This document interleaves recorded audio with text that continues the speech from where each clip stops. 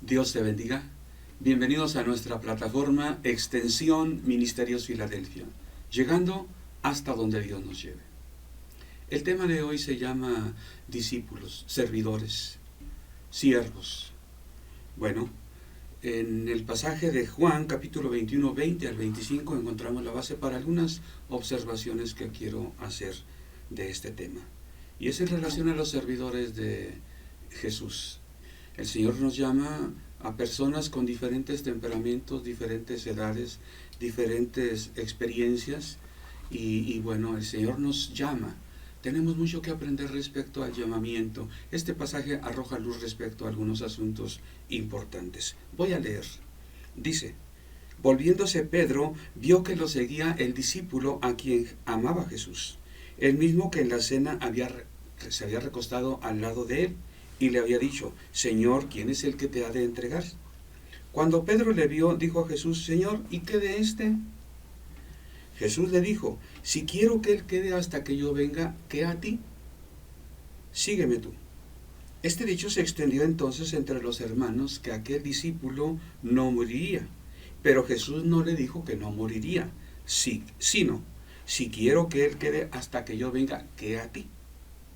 El capítulo 21 de Juan, como otros pasajes, arroja luz respecto a detalles del temperamento, de la forma de ser de los apóstoles de Jesús. Bueno, ya el capítulo 6, versículo 64 de Juan, nos decía que Jesús conocía a todos ellos y se daba cuenta que algunos no creían en él. Bueno, vemos el progreso de los discípulos de Jesús, el aprendizaje al estar con el Señor. Y vemos desde el principio que Jesús, a pesar de, es que Él llama a sus siervos. ¿A pesar de qué? De que tenemos tantos defectos. Bueno, en este pasaje que leímos en los versículos previos, vemos cómo Jesús da un ministerio muy especial y muy importante, pudiéramos decir sobresaliente, a Pedro. Y vemos también Juan, el interés de Juan en seguir a su maestro. Hay algunas cosas que podemos aprender. Vamos a enfocarnos principalmente en Pedro y Juan, aunque mencionaré detalles de los otros. Vamos a ver de los 11 discípulos, no contemos a Judas, el cual dice la Biblia que lo entregó. Él sí era muy diferente, ¿verdad?, en otros aspectos a los 11. De los 11 que quedaban, el pasaje a que hacemos referencia menciona 7 discípulos del Señor. ¿Dónde estaban los otros 4?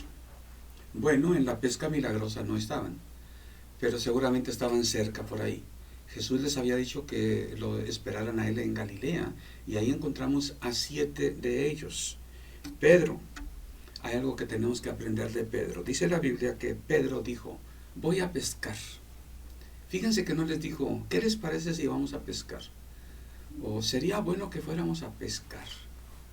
Tampoco les dijo: ¿quién quiere ir a pescar? Él simplemente dijo: voy a pescar. No cabe duda del temperamento de líder que tenía el apóstol Pedro. Los demás dice que lo siguieron. Vamos contigo.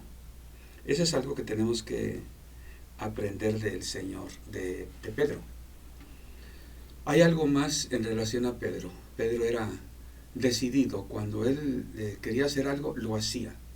Y similar a este primer capítulo, él dice: él es líder. Digo, a la primera mención en que vemos que él es líder, acá él hace lo suyo, lo que él piensa, lo que él quiere también.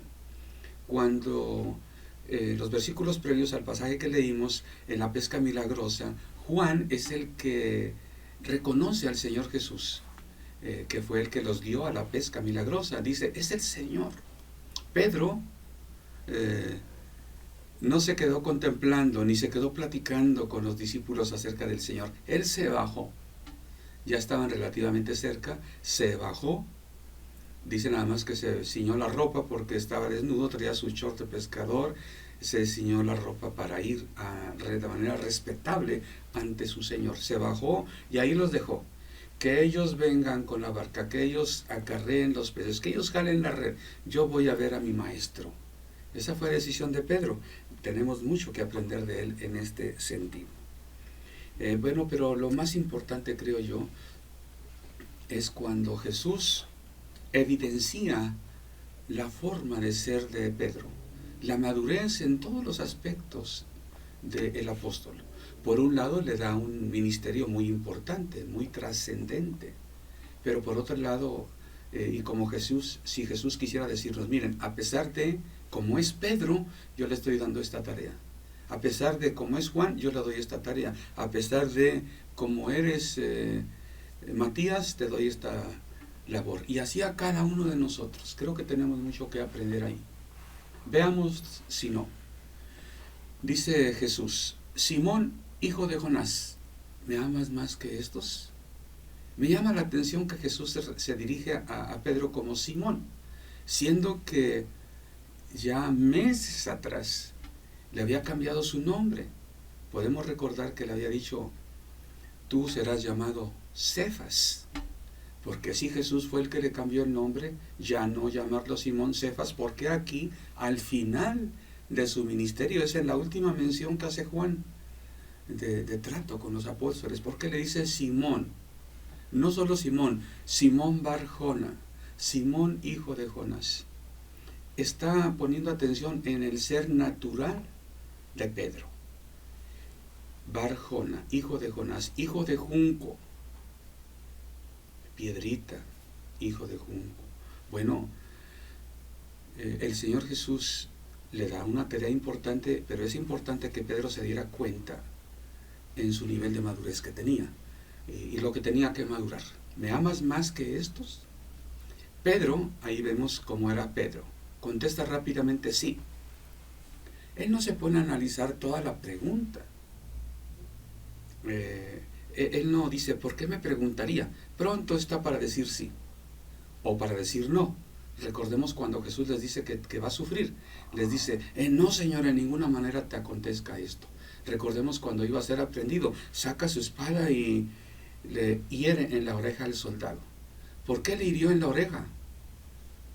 No creo que le haya hecho así, le hizo así. Iba al cuello el espadazo. Supongo que el soldado se agachó. Bueno, Simón hijo de Jonás, ¿me amas más que estos? Y la pregunta va usando el verbo Jesús, agapasme, ¿me amas? Pedro contesta, sí Señor, tú sabes que filo sé. La palabra filo no describe el mismo tipo de amor que agapás. Es un amor fraternal, filo. Agapás es el amor perfecto que el Señor quiere que tengamos. ¿Ok? En ese caso es sincero Pedro. La segunda vez el Señor le vuelve a contestar, agapásme, y él vuelve a contestar, filosé. En la tercera, Pedro, filome. O sea, tú no me amas con ese amor agape, es un amor filial el tuyo. Y entonces Pedro llora. Hasta entonces le cae el 20 a Pedro y pone atención. Me está diciendo que si lo amo, no que si lo quiero. Y llora porque dice, sí Señor, tú sabes todas las cosas. Tú sabes que soy imperfecto. Yo te negué. En realidad no te mostré más amor que estos. Porque te negué. Jesús había tenido un trato con Pedro previamente cuando le dijo que lo iba a negar. Bueno, aquí está Pedro. A pesar de eso, el Señor le da un ministerio. Creo que tú y yo tenemos mucho que aprender. ¿Por qué? Bueno, hay veces que los ministros, los siervos de Dios, nos llegamos a creer autosuficientes. Ya las podemos. Podemos creer que somos un gran predicador, un gran maestro, un gran cantante, o a nivel de iglesia, los ministerios, un gran maestro, un gran diácono, un gran hermano simplemente, un gran evangelista, un gran profeta, y el creer mucho, el autovalorarse mucho, el tener un concepto muy alto, más de lo que debemos de tener. El Señor Jesús dijo, cuando tú hagas lo que tienes que hacer, di, siervo inútil soy, porque hice solamente lo que debía de hacer. Me atrevo a pensar que muchas veces no hacemos lo que debíamos de hacer, sino lo que nosotros creíamos que teníamos que hacer. La autosuficiencia es lo que trae. El creer que podemos, yo puedo, nos puede llevar a hacer lo que nosotros queremos y podemos, que puede ser mucho, que puede impresionar a muchos, menos al Señor. Que aunque hiciéramos mucho, tendríamos que decir siervo inútil soy porque ni siquiera hice lo que el Señor quería que hiciera. ¿Qué quiere el Señor que hagamos? Creo yo, cosas maravillosas, cosas grandes. El Señor Jesús dijo, estas señales seguirán a los que creen. El día de hoy muchos predicadores no creen en esas señales que Jesús dijo, no lo inventó ningún apóstol. No, ya no son para ahorita. Creo yo que si no hay milagros, si no hay maravillas como las describe en Marcos capítulo 16, no es porque iban a desaparecer, es porque muchas veces los siervos de Dios tenemos mucha autosuficiencia y hacemos lo que podemos, lo que creemos, lo que queremos, no lo que el Señor quiere. Bueno, este pasaje nos enseña mucho respecto a esto. Jesús, a pesar de Pedro ser como es, le da una tarea inmensamente grande. Allá en Galilea, en Capernaum, donde fue el mar de Galilea, enfrente hay un lugar, un templo católico que se llama de la supremacía de Pedro. La supremacía. Ellos ven hacia Pedro como más que, no cabe duda que fue preponderante la labor de Pedro. ¿Por qué fue? Porque el Señor necesitaba poner a alguien ahí. Y no fue porque Pedro fuera perfecto. Ahí es donde a veces nos equivocamos los siervos de Dios. Bueno, ¿qué tenemos que aprender de Juan? Juan tenía un temperamento diferente al de Pedro. Juan, lo vemos en el pasaje cuando la pesca milagrosa. Él era observador, reflexivo, pero a veces dejaba más para sí algunas cosas. Él, en su forma de ser, observa, ve y dice, es el Señor. Pero ahí se queda, comparando con Pedro. Pedro se baja de la barca y va a ver a su Señor. Pedro ahí se queda en la barca, pensando, reflexionando. Él era muy observador. Él fue quien atribuyó el milagro a Jesús. Tal vez los otros pescadores podrían decir, qué buenazos somos. Sí, pues yo pensaba que acá era mejor. Sí, cuántas cosas. Pero cuando ve Juan lo que ocurrió, todos los peces que tuvieron, dice, pues ¿qué pasó? Y él discierne algo espiritual, sobrenatural, poderoso. Y es cuando viene y dice, sí, es el Señor el que nos dirigió. Bueno, Juan era diferente, no cabe duda. Por eso Juan es capaz de escribir su evangelio y otras cartas. Pedro no escribió ningún evangelio, lo pudo haber hecho. Dicen que el evangelio de Marcos, Pedro se lo dictó a Marcos, al joven Juan Marcos. Es posible.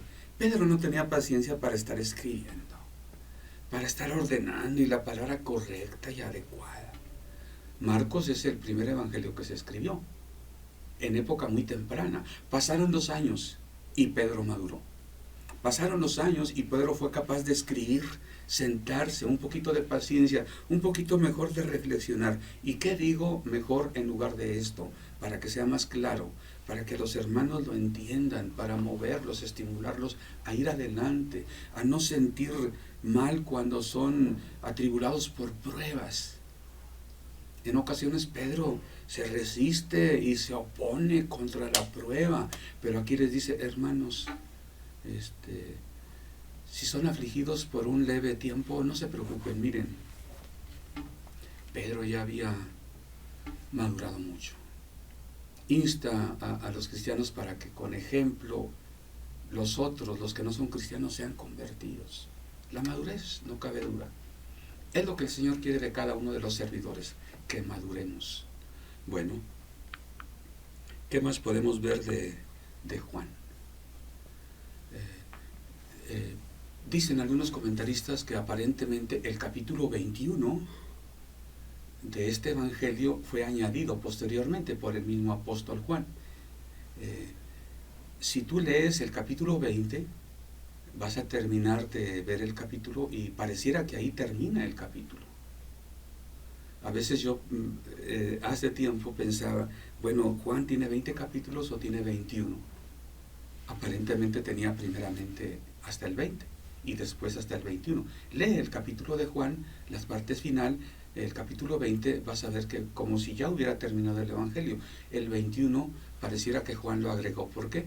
Él quiso decir dos cosas. Uno, la importancia del ministerio de Pedro fue porque Jesús se la dio a Pedro. Otra cosa, Juan, o sea, quien escribe este Evangelio, yo voy a morir como todos los demás apóstoles. Dice Juan por ahí que muchos cristianos creyeron que Juan no iba a morir. Pero Jesús no dijo que no iba a morir, sino si yo quiero que Él quede hasta que yo venga, quédate. Él es el que escribe estas cosas, dice Juan. Bueno, tal vez tuvo necesidad de aclarar a los hermanos. Miren, hermanos, yo estoy viejito, pero un día me voy a morir.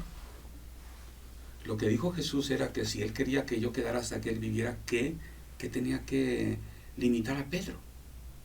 El Señor llama a cada uno, a Pedro a una cosa, a Juan a otra. Bueno, la pesca milagrosa, tal vez Juan la relató aquí, un pasaje que en ningún otro evangelio lo describe, tal vez para contextualizar cuando Jesús dijo a Pedro su tarea de pastorear a su rebaño y cuando Pedro y Juan siguieron a Jesús al final de su ministerio. Al fondo está el mar de Tiberíades, un mar hermoso. Bueno, es el mar de Galilea, en el área de Galilea, pero que adopta nombres diferentes según la persona situada en Capernaum, es el mar de Capernaum. Si está en Tiberíades, es el mar de Tiberíades. En medio está Genesaret, al sur está Tineret. Bueno, es el mar de Galilea. Es aquí llamado Tiberíades en este punto. Hay algunas imágenes de Tiberíades. Tiberíades actualmente es una ciudad muy hermosa. Hay unas imágenes que quiero que veas. Ahí están. Bueno, es una ciudad todavía donde salen pescadores. Hay playas donde la gente va a nadar libremente. Cerca de ahí de Tiberíades hay varias playas públicas muy bonitas, muy bien acondicionadas. El mar es muy tranquilo y bueno, hay varias imágenes que están ahí. No podría faltar una barca. Es una ciudad relativamente pequeña, aunque muy moderna, pero está ubicada donde fue este pueblo de Tiberíades, donde el Señor hizo este milagro, donde Jesús hizo muchos otros milagros, donde Jesús aparece a sus discípulos y les enseña estas cosas que estamos repasando ahorita. Bueno, hay algo más que aprendemos de Pedro y Juan. Cuando el Señor Jesús ha evidenciado que Pedro, aunque tiene muchos defectos, pero le ha dado un ministerio muy importante, ya después le dice, sígueme. Ahí deja a los demás apóstoles. Él le dice, sígueme. ¿A dónde? ¿A qué? No lo dice el Evangelio, simplemente le dice, sígame. Tendría algunas palabras extras para decirle. Tal vez le diría, Pedro, ¿ya te acuerdas, verdad, que no eres mejor que los otros? ¿Te acuerdas que me negaste? Pero que eso no te haga menos. Esa es tu humanidad, Pedro. Pero si confías en mí, vas a hacer grandes cosas en mi nombre. Por eso te di ese ministerio. No sabemos, no podemos más que especular qué le dijo el Señor a Pedro. Pero seguimos aprendiendo de Pedro. Pedro era un poquito celoso. No dice, mira, Señor Juan, ¿y qué de este? Ya no es Juan, es este. Porque Juan los seguía. Era un poco celoso Pedro. ¿Y Juan? Juan no hablaba mucho, pero quería seguir a su Señor. Por algo Jesús lo amaba. Por algo se recostó ahí en su hombro cuando la Santa Cena, cuando la comunión. Juan quiso estar cerca del Señor, del corazón de Jesús. No por algo escribió el Evangelio de Juan, que por un lado es muy profundo, por otro lado muy sencillo. Revela que su autor fue alguien con un temperamento melancólico, alguien que supo conocer el corazón de Jesús. Él por eso reconoció a Jesús ahí en Tiberíades, en el mar. Él por eso quiso seguir a su Señor. Hay cristianos que son capaces de hacer muchas cosas, pero si el pastor no le dice, oye, ese hermano, ¿podrías hacer esto? No lo hace. Hay hermanos que si ven que hay otras personas a las que se les delega una tarea, dicen, pues a mí no me dijeron nada. No, pues a mí hasta que me digan. Hay otros que viendo que aquel que va a hacer la labor tal vez no tiene mucha experiencia, se cruzan de brazos y dicen, a ver a qué hora se equivoca, a ver a qué hora se dan cuenta que yo soy mejor que él. Y se quedan cruzados de brazos. Qué importante es que nos ubiquemos como servidores de Dios. Sea como sea que estemos sirviendo a Dios, ya sea de tiempo completo, como evangelista, como pastor, como misionero, o sea que en una iglesia estamos sirviendo en lo que podemos a Dios, tocando un instrumento, cantando, arreglando las bancas, sirviendo como servidor en algunas áreas de servicio, administrando, misionando, evangelizando. ¿Cuántas tareas hay? ¿Cuántos ministerios? Qué importante es que estemos ubicados. El Señor me llamó a pesar de, no porque yo soy, no porque yo puedo, no porque yo sé, me llamó a pesar de. ¿Y por qué me llamó el Señor a pesar de? Bueno, Él sabe por qué. Hay algunos que dicen que el Señor llama a personas ordinarias para hacer cosas extraordinarias. Un pensamiento muy acertado. Ojalá que tu ministerio y el mío no se limite a las grandes cosas que puedo hacer, a las grandes cosas que sé hacer. Ojalá que desde siempre y hasta el último de nuestros días, cuando servimos al Señor, sea conforme al propósito de Dios, conforme a lo que Él me llamó, conforme a la grandeza de lo que es el Evangelio. Recordemos que la gente se maravillaba. ¿No son estos Galileos? Y dice el evangelista que se notaba que habían andado con Jesús. Que se note que lo que hagamos no es lo que podemos, no es de lo que somos capaces, sino lo que Dios puede, lo que Dios quiere hacer. Que así sea en tu vida, que así sea en mi vida y en nuestro ministerio. Dios te bendiga. Síguenos sintonizando en nuestro muro en Facebook, en YouTube y en nuestra página extensión ministeriosfiladelfia.net. Dios te bendiga.